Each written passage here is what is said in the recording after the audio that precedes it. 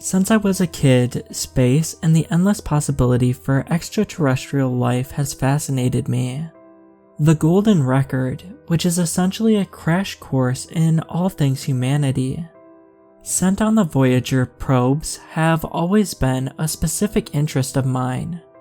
The idea of sharing the essence of humanity and the human condition with the universe, even if the overwhelming likelihood is that no intelligent species would ever come across it, captured my spirit as a child and still somewhat does. As tends to happen with the majority of people, life on Earth and the people on it took more of a focus than curiosity during my teens and early 20s, and so I settled down in a comfortable tech-related office job. I never quite enjoyed the mind-numbing boredom that sitting in a cubicle gave me, but it paid the bills and was relatively stress-free. A childhood friend of mine sent me a text containing a link to a job posting at the Kennedy Space Center. It had great pay and benefits, and scratched the itch of my affinity for space-related topics, and was open to individuals with no prior space industry experience. I knew that I would regret not applying, and had nothing to lose by doing so. So I submitted my application 3 days later. The application process was a long and tiring one, as is the case for almost all large organizations these days. But a Gmail notification on the Monday morning following the final interview and stage of the process detailed their offer of employment. I was ecstatic before I had even finished reading the opening sentence of "Congratulations. I would like to extend this offer of employment to."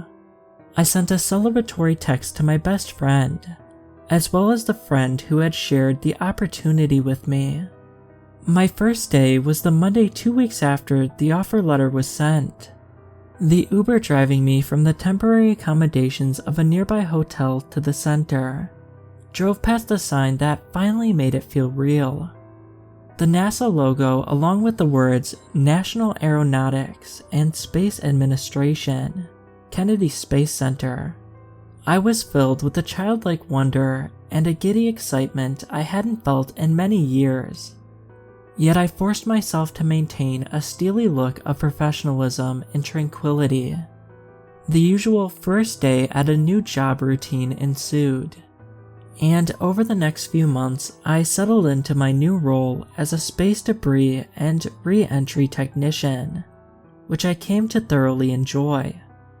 It was Monday, September 5th, 2022 when the incident occurred.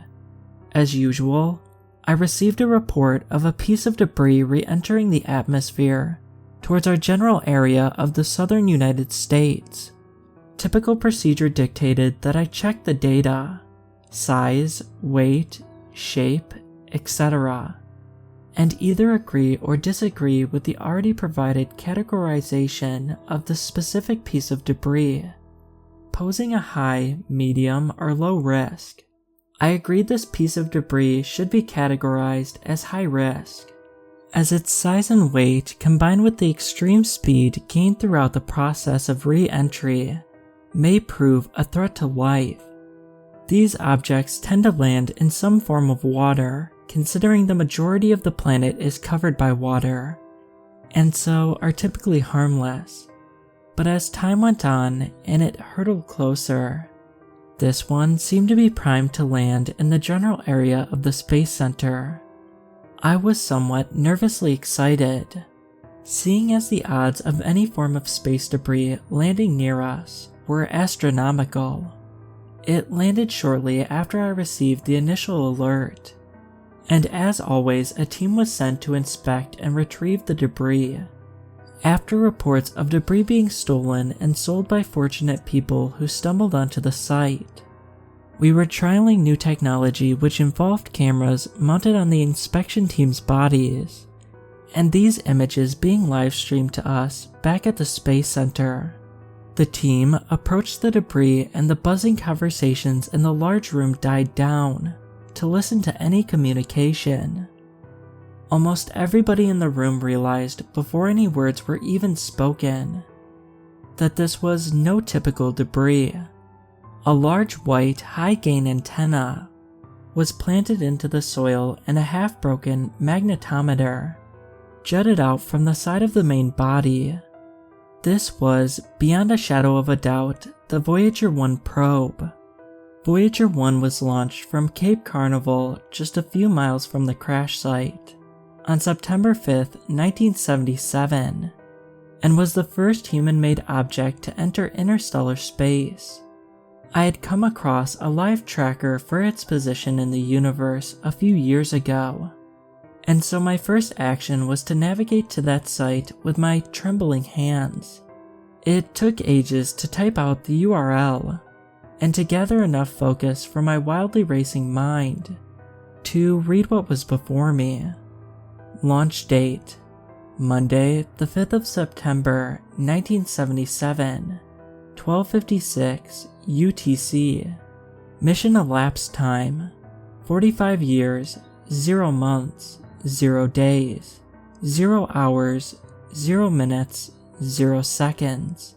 Distance from Earth, 0 miles. My heart sank. I looked over at Voyager 2 data to ensure I wasn't losing my mind. Launch date: Saturday, August 20th, 1977, 14:29 UTC. Mission elapsed time: 45 years, 0 months, 2 weeks, 2 days, 22 hours, 31 minutes, 0 seconds. Distance from Earth: 10,365,568,983 miles. Voyager 2 was hurtling through space on its expected trajectory. Voyager 1 had found its way back to Earth. Something had made it find its way back to Earth, back to almost the exact location it began its journey through the stars.